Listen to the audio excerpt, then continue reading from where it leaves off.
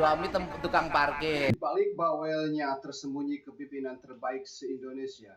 Inilah kenapa koruptor takut jika Deddy Mulyadi jadi presiden. Di negeri yang gaduh oleh janji dengan panggung pencitraan, ada satu sosok yang tidak sibuk mengejar sorotan kamera, melainkan sibuk menyalakan cahaya. Selamat datang di channel kami, ruang yang mengupas bukan hanya yang tampan, tapi juga yang tersembunyi.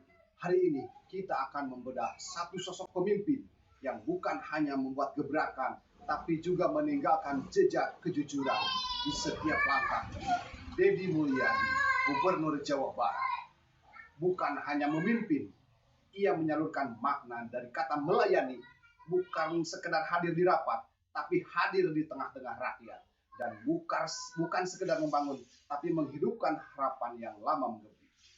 Jangan beranjak, karena di menit-menit berikutnya Anda akan melihat bagaimana kepemimpinan sejati tak selalu hadir dengan seragam mewahnya, tapi dengan kesungguhan hati yang bekerja siang dan malam.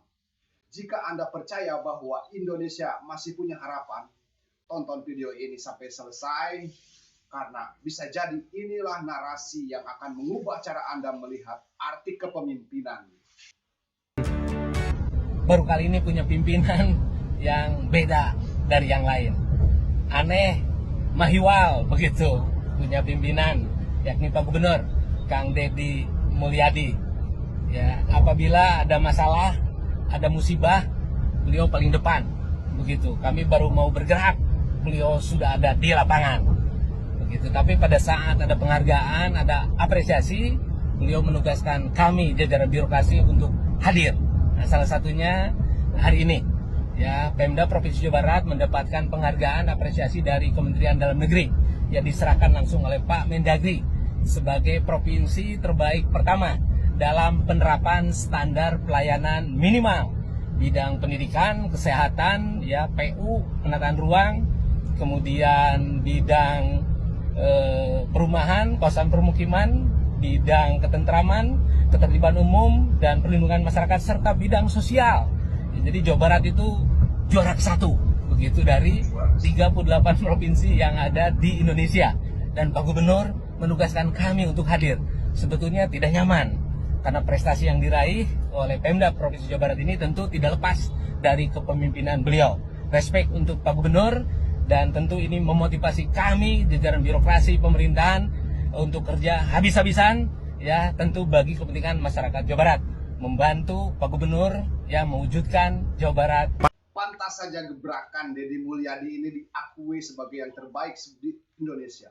Bukan sekedar gimmick, bukan pencitraan murahan, tapi karena ia bekerja the best, turun ke lapangan, belusukan, lembur diurus, kota ditata. Bahkan penghargaan pun ia serahkan ke bawahannya, karena fokusnya bukan panggung tapi rakyatnya.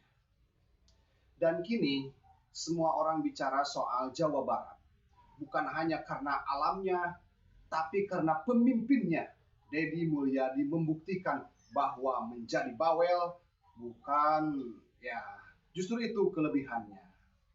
Telepon sekda pagi buta, pagi sore malam, bahkan berkali-kali dalam sehari, semata demi memastikan semua urusan rakyat harus berjalan. Tidak ada ruang untuk leha-leha di dalam kamus Deddy Mulyadi. Dan hasilnya, Jawa Barat menjadi provinsi nomor 1 dalam penerapan standar pelayanan minimal.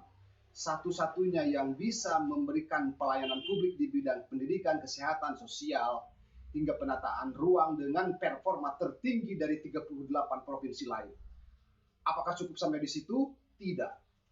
Ia membuat konten, bukan demi popularitas, tapi transparansi, supaya rakyat tahu kemana anggaran berjalan, supaya rakyat bisa menilai sendiri siapa yang kerja dan siapa yang cuma wacana.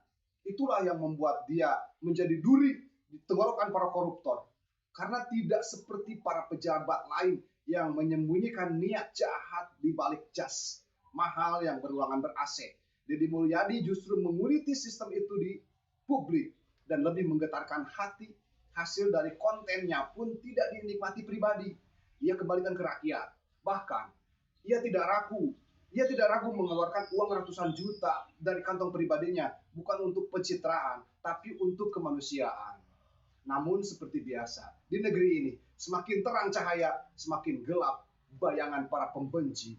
Koruptor mulai risih, para penikmat ABBD mulai gelisah. Karena selama Deddy Mulyadi masih berbicara, masih turun ke lapangan, dan masih bawel, tidak ada lagi ruang aman untuk mereka berselingkuh di dalam jabatan. Tapi yang membuat mereka lebih, bagaimana jika Deddy Mulyadi menjadi presiden? Saat itu terjadi bukan cuma Jawa Barat yang terjadi, seluruh Indonesia akan menjadi rumah yang tidak bisa dimasuki tikus berdasi. Satu-satu akan diungkap. Yang bersembunyi di balik regulasi akan ditelanjangi oleh transparansi.